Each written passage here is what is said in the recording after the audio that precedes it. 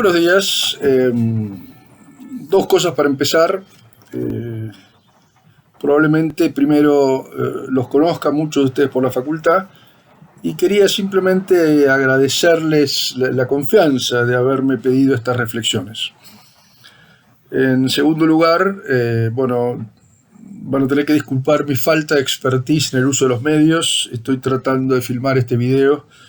Espero que los resultados sean medianamente razonables. Me han pedido alguna reflexión sobre el tema de la posverdad. Quisiera dividir la misma básicamente, el tiempo que tengo, en tres partes. Uno, tratar de preguntarme qué es la posverdad. Dos, preguntarnos sobre qué hacer con ella. Y terminar por último con algunas reflexiones sobre el tema de la parresía. Vamos entonces al primero de los puntos, el tema de qué es la posverdad. Es un término que se viene usando mucho en política y en general se hace referencia con él a un discurso que apela básicamente a las emociones, pero que muchas veces se desentiende de los hechos o directamente los falsea.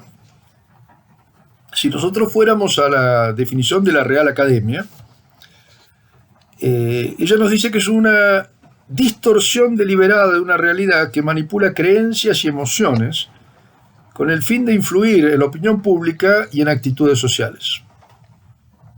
Y de mucho menos peso, si se quiere académico, que la Real Academia, pero más difundido, Wikipedia nos dice algo parecido, ¿no? Dice: es un neologismo que describe la distorsión deliberada de una realidad en la que los hechos objetivos tienen menos influencia que las apelaciones a las emociones y a las creencias personales, con el fin de crear y modelar la opinión pública e influir en las actitudes sociales. Y agrega, un rasgo definitorio de la política de la posverdad es que los activistas continúan repitiendo sus puntos de discusión, incluso si los medios de comunicación o los expertos independientes demostraran que estos puntos fueran falsos. Ahora bien, definida de esta manera, la noción no es novedosa. Me acuerdo de un reportaje hace unos años en El País, donde Caparrós decía que posverdad simplemente es una palabra nueva para la vieja idea de mentira. Y repasando algunos textos para las reflexiones de hoy, me encontraba con algunas de las consejos que Hitler daba, él que fue un experto en el tema de propaganda, sobre cómo hacer propaganda. Leo un pasaje de Mi lucha. La finalidad de la propaganda no consiste en compulsar los derechos de los demás, sino en subrayar con exclusividad el propio, que es el objeto de esa propaganda. Error capital fue el discutir la cuestión de la culpabilidad de la guerra, considerando que no solo Alemania era la responsable del estallido de la catástrofe. Mejor se habría obrado imputando totalmente la culpa al enemigo, aun en el caso de que Alemania hubiera sido verdaderamente culpable. Lo cual, dice, en realidad no era cierto. Ahora bien, me parece con todo que la idea de posverdad agrega algo nuevo. Porque la noción de mentira supone en alguna medida que hay una verdad a la que yo deliberadamente trato de ocultar. Y en cambio, con la idea de posverdad, nos encontramos con la convicción de que no es posible llegar a la verdad, que solamente hay relatos, pero que la verdad objetiva no la tiene nadie. Y esto de alguna manera vincula la posverdad con otro post, también digamos de mucho peso en nuestros días, que es la idea de posmodernidad. ¿Qué es la posmodernidad? ¿Se acuerdan ustedes ese texto de Lyotard del 79 que tuvo un enorme éxito, que llamaba precisamente así La condición posmoderna? Y ese texto daba cuenta de un cambio de sensibilidad de finales del siglo XX, donde de alguna manera, podríamos decir, se ponían en cuestión o se discutían los grandes ideales de la modernidad. Ahora bien, ¿qué es entonces posmodernidad? Me remite a la idea de modernidad. ¿Qué era la modernidad? Y básicamente con este nombre designábamos ese movimiento que arrancaba, si se quiere, hacia el 1500, 1400, pero que se prolongaba y tenía una cierta culminación en la época del Iluminismo, en el 18, y que se prorrogaba también bien entrado el 19 y comienzos del 20. Y este movimiento se caracterizaba, digamos así, fundamentalmente por tener, uno, confianza en la idea de progreso, y dos, confianza en la razón. En cuanto a la confianza en el progreso, la convicción de que las épocas sucesivas iban acercando al hombre a su plena emancipación. Esta noción se arma en oposición a la idea teológica de historia y a la convicción en el reino de Dios, el cielo nuevo, la tierra nueva. Y por otro lado, la convicción de que era posible conocer la realidad, llegar a la verdad absoluta. Esto a veces se hacía en polémica con la fe, pero nos resulta difícil hoy en día un poco sentir esa convicción que tuvo el 19, el 18, de que era posible llegar a lo que Hegel llama el saber absoluto. En casa tengo un pequeño opúsculo de Fichte que se titula, ya no me acuerdo bien, pero algo así como El secreto del mundo revelado en 10 o 12 lecciones. Bueno, esto sería impensable hoy, pero la modernidad cree en la posibilidad de que el hombre llegue realmente al contacto con la verdad. Bien, la noción de posmodernidad supone el cuestionamiento de estas ideas. Por un lado, el cuestionamiento de historia, de la idea de historia, es decir, después de Auschwitz, después de Hiroshima, después de las guerras mundiales, con la crisis ecológica, es muy difícil pensar en nuestros días en un bien absoluto, en una emancipación de la humanidad. Más bien, la sensación que tenemos es de visiones muy pesimistas. Traigo a colación un texto de un politólogo italiano, Bobbio, quien en su autobiografía, muy pesimista, prácticamente en los últimos párrafos dice: al siglo XIX se le llamó con razón el siglo de la fe en el progreso indefinido. La confianza en la certeza del progreso nacía de la convicción de que progreso científico y progreso moral estaban estrechamente enlazados, que el progreso moral dependía de la difusión cada vez mayor del saber, que el avance de las luces y el avance de las costumbres marchaban a la par. Hoy, dice, ya no lo cree nadie, hoy ya no tenemos aquella seguridad. Piensen ustedes en el desconcierto que produjo el hecho de que el nazismo apareciera en Alemania, uno de los países que tenía la mejor tecnología, prácticamente cero de alfabetización. ¿Qué garantizaba que el conocimiento y el avance en la verdad nos alejaran de la barbarie? En la misma dirección hay un texto de un sociólogo, Morano, presentado ante la UNESCO. Por un tema de tiempo no lo voy a leer, probablemente ustedes tengan este escrito, se los hayan enviado también junto con el video. Ahora bien, junto a la crisis de la historia, aparece también el tema de la crisis de la verdad. Es decir, la idea de que no llegamos nunca al conocimiento de lo verdadero. El hundimiento de la historia nos sume en el historicismo. Cada época tiene su verdad. Está la verdad de los griegos y la verdad de los romanos, la verdad de los germanos, la verdad nuestra. Pero nadie puede acercarse a la verdad. No son etapas progresivas de una emancipación, sino que se suceden en unas a otras, pero sin acercarse más una que otra a la realidad objetiva. Un autor para esto hablaba de forma moda. Como la moda todos los años cambia, pero de nuevo, no podemos decir que hay un progreso en última instancia en la moda. Y así es que llegamos a un mundo donde, como va a decir Bátimo, todo es interpretación. Ahora bien, a esto se agrega otra idea, que es la idea de que detrás del sucederse de las visiones, lo que está en juego es el problema del poder. Y para este tema el gran maestro, sin duda alguna, es Foucault, al que vamos a ver después, vamos a citar en un sentido radicalmente distinto en la última parte de esta charla. Muchas de las obras de Foucault son historias. Historia de la locura, historia de la sexualidad, historia de la clínica. Una que, por el tema que yo trabajo, he trabajado más, que se llama Vigilar y Castigar, que es la historia del nacimiento de la prisión. Y en todas estas obras Foucault trabaja con el mismo patrón, tratar de mostrar cómo saberes que en un momento habían parecido obvios a los hombres, de golpe hay grandes crisis, momentos donde esto queda absolutamente de lado y donde hay mutaciones en el campo del conocimiento.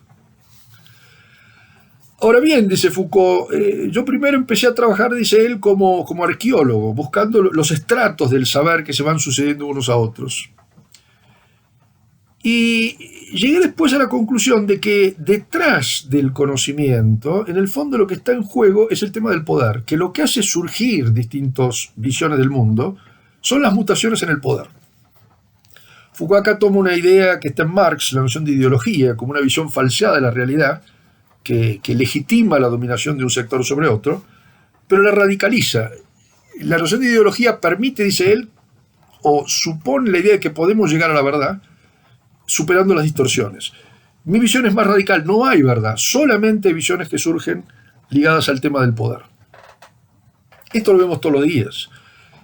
Cuando discutimos si es el día de la raza el que tenemos que celebrar o el día de la diversidad y el reconocimiento, si con Colón empieza el genocidio y el imperialismo en América o Colón permitió el encuentro de dos mundos, si tenemos que dejarlo en la Plaza Rosada, en la Plaza de Mayo, o sacarlo de la Plaza de Mayo.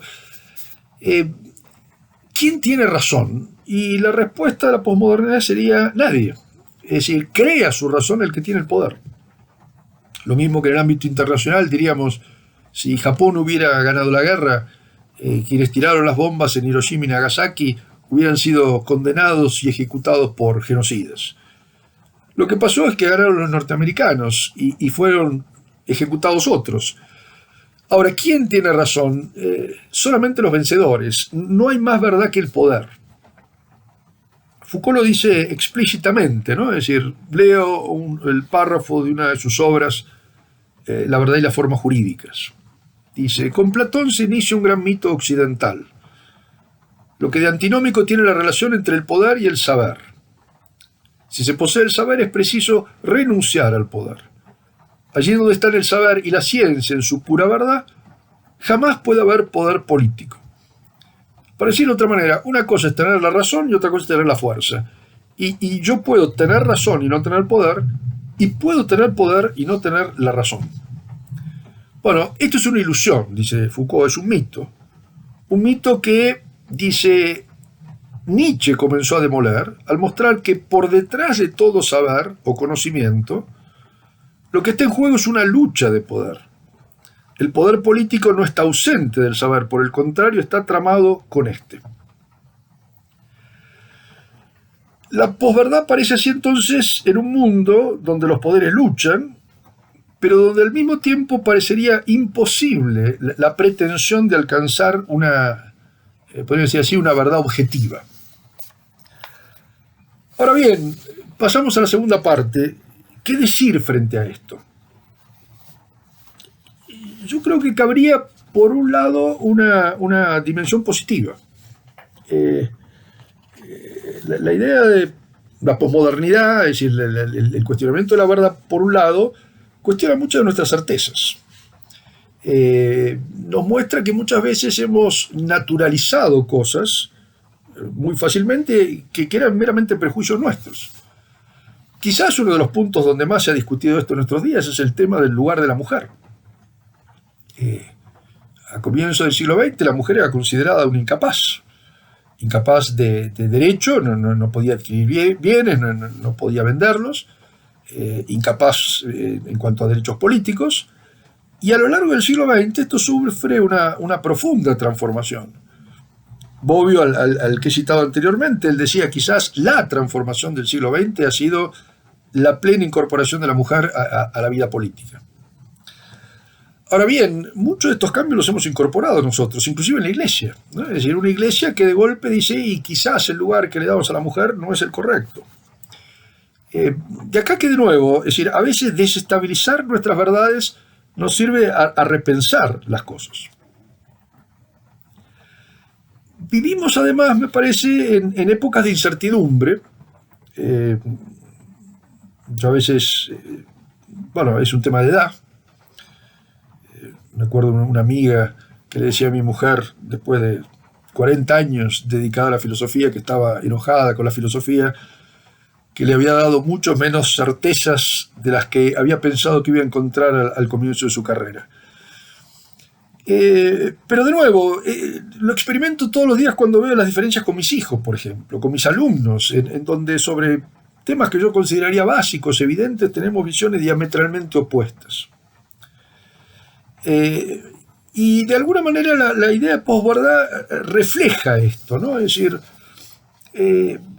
leía a raíz de la charla también unos textos de un marxista húngaro, Lukács,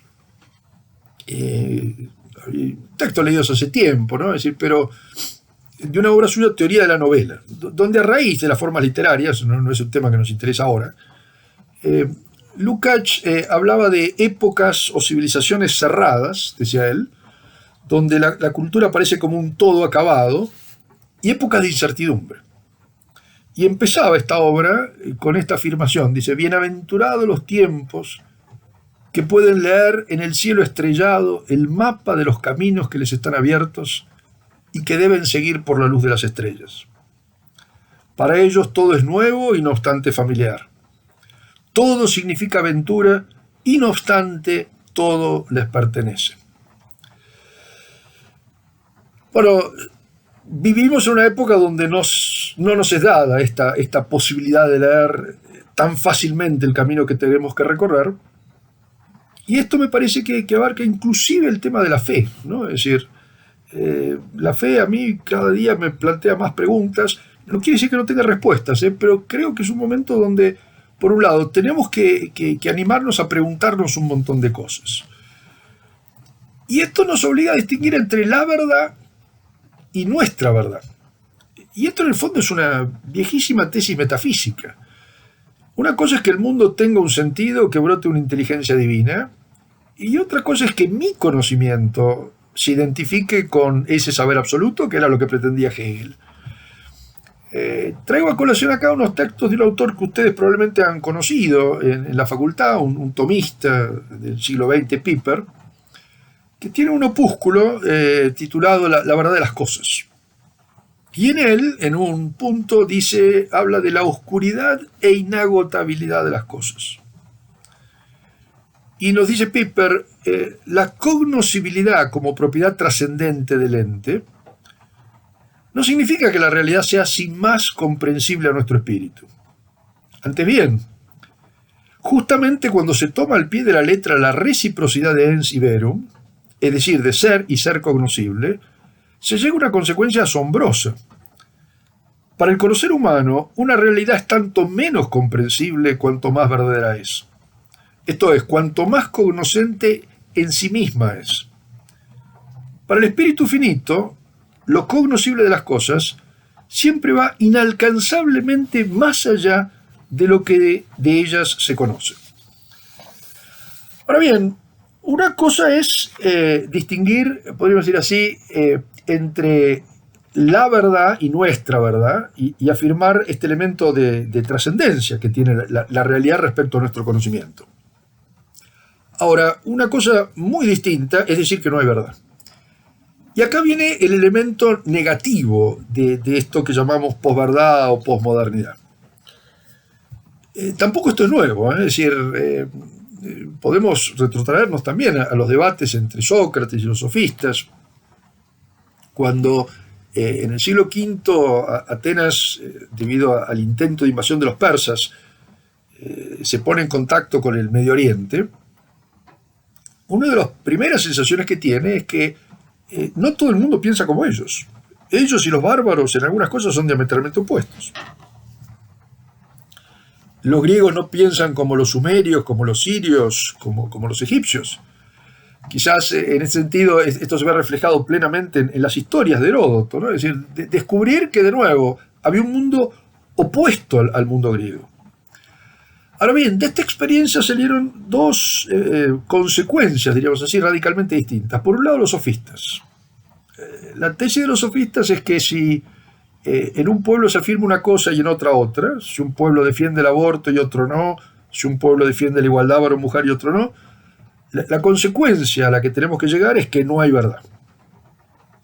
Y por otro lado está la conclusión diametralmente opuesta, que es la de Sócrates, que dice que si dos verdades no pueden ser al mismo tiempo, son contradictorias, no pueden ser al mismo tiempo verdaderas, se trata de, haciéndolas chocar, lo que Platón llamaba dialéctica, tratar de ir corrigiendo nuestras opiniones para acercarnos a la verdad.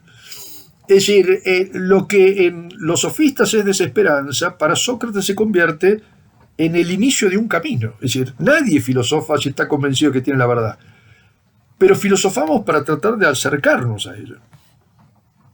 Ahora bien, y acá viene una pregunta que me parece que es la pregunta central. ¿Tiene sentido tratar de acercarse a algo que por definición sabemos que nosotros no podemos alcanzar?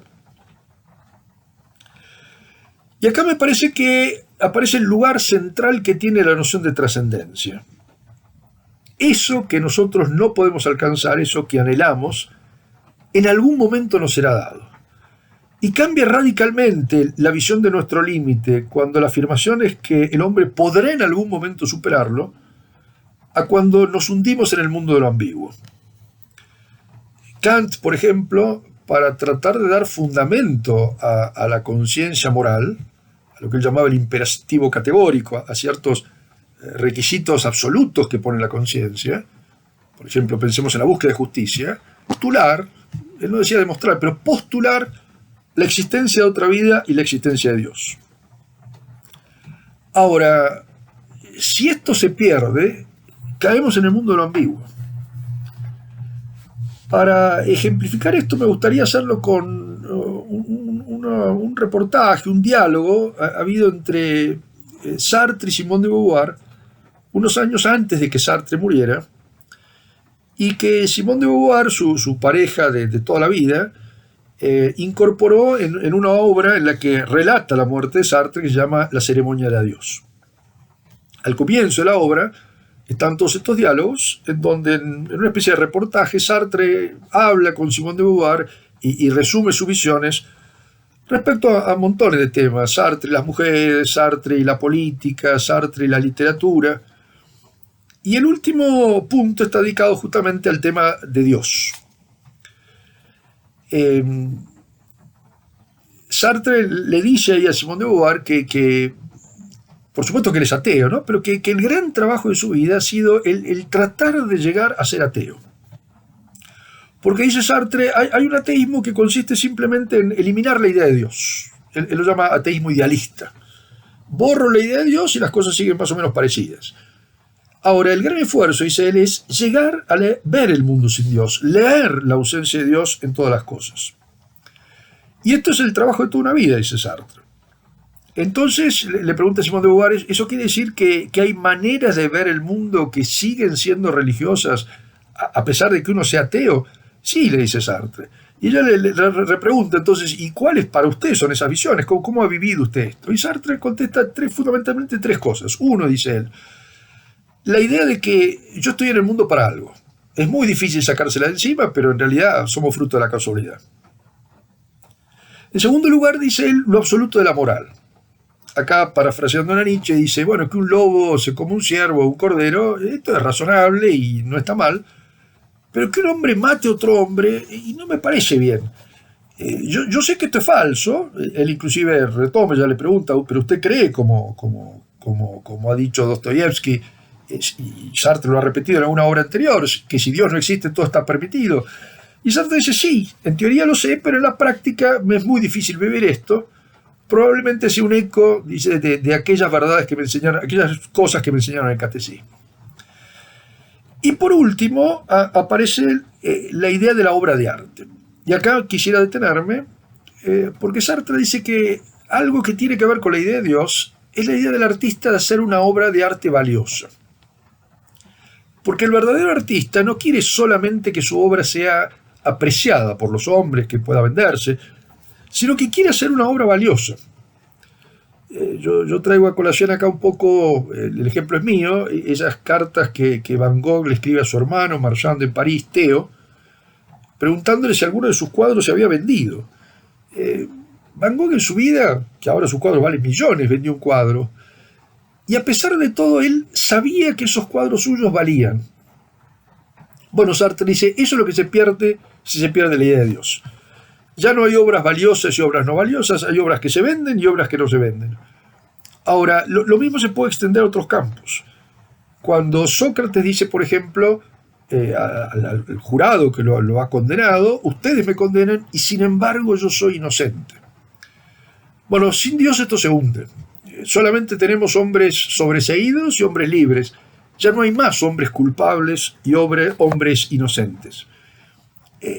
La trascendencia la que permite decir, a pesar de que esto no termina de darse, en algún momento veremos lo que la realidad es.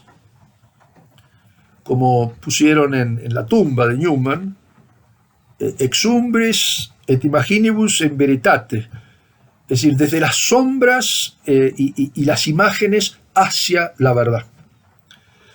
Sin la trascendencia esto se hunde.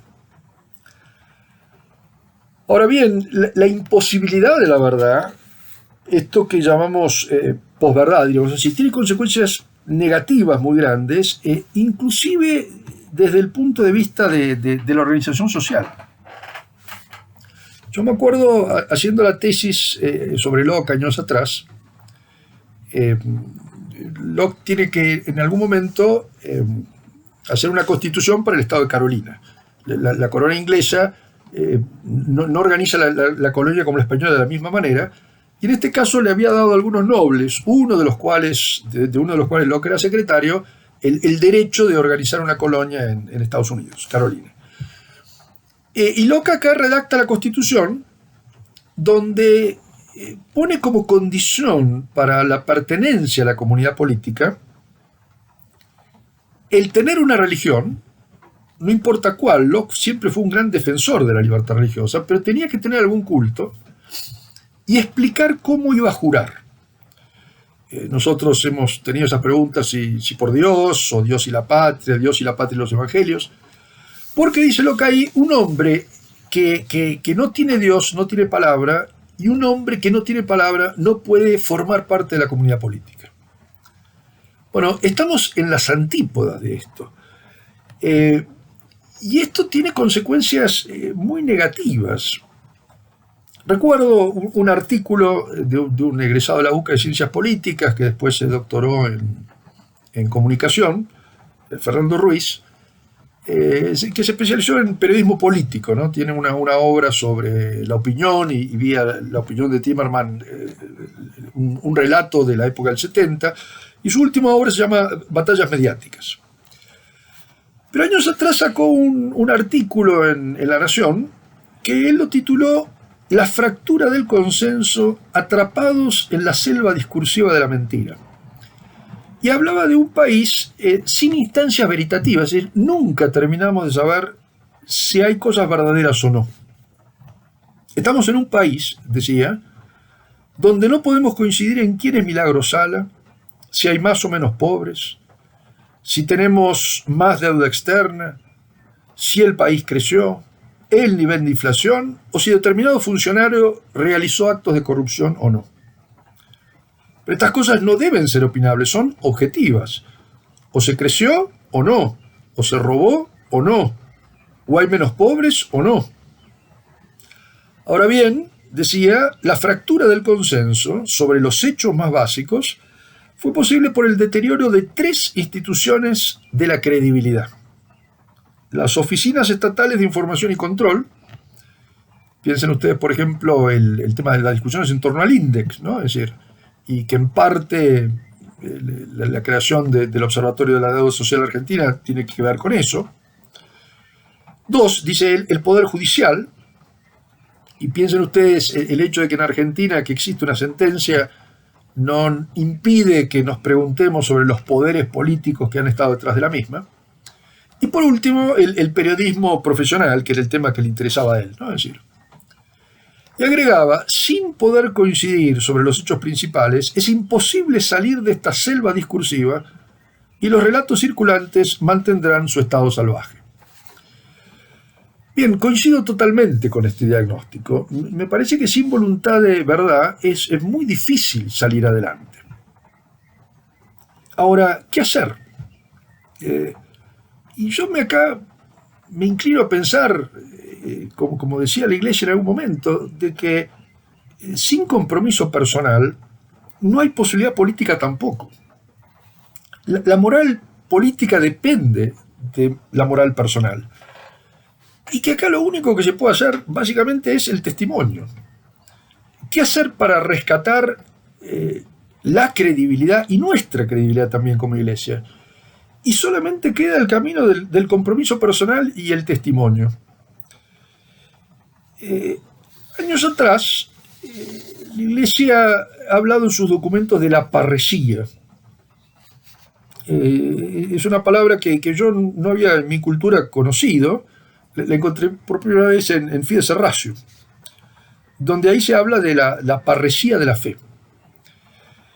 Y paradójicamente encontré después el último curso de Foucault en el Collège de France está enteramente dedicado a esa virtud, que tiene que ver con el coraje de la verdad.